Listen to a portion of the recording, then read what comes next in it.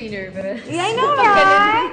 Yes, meron po kaming pa-game. Bawal ang etchos.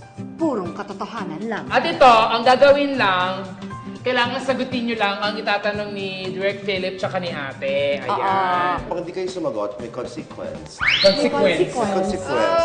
Ang consequence ay inumin nyo yan. Mamimili kayo dyan. Tapos pagkatapos yung inumin yan, may make-upan kayo ni Inday Terry ng naka-blindfold. Ayan, Tari. Sabihin mo kung ano yung mga iinumin kasi I can't even explain. Yung una, seaweed. Seaweed pero 100 years na yan. Tapos siling labuyo. Kakainin yung siling. Isang kutsara yan. Good for your health din yan, di ba? Yes! Tapos, fish smoothie. In short, malansasyon. Sisiw ng balot and ampalaya. Ako okay na ako sa ampalaya. Pero maganda dito, may tubig naman. I'm allergic to everything eh. Everything. Gusto ko yun. Dahil sagutin mo lahat. Sagutin mo lahat. Madali na yung mga tanong. Una muna. Level 1. Level 1. Yung mga level Easy. 2. Same, 54. Same topics. Pangalan kung sino sa showbiz ang magaling kumabisado ng linya. Mike Tan? Si Mike Tan. Ako si Glidel Mercado. Oo nga.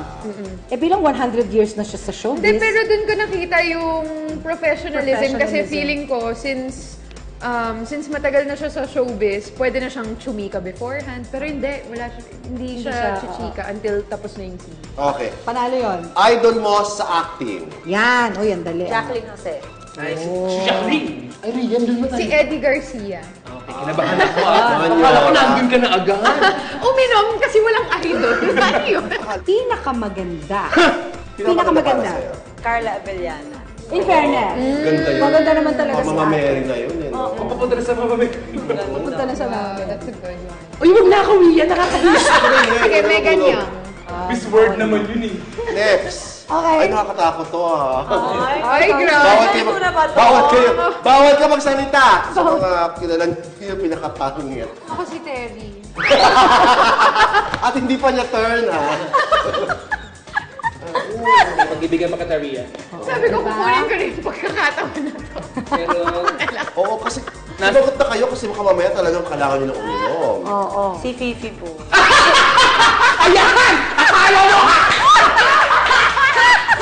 Oy, kailangan pa binaon ko nung ano pa lang. Alam mo,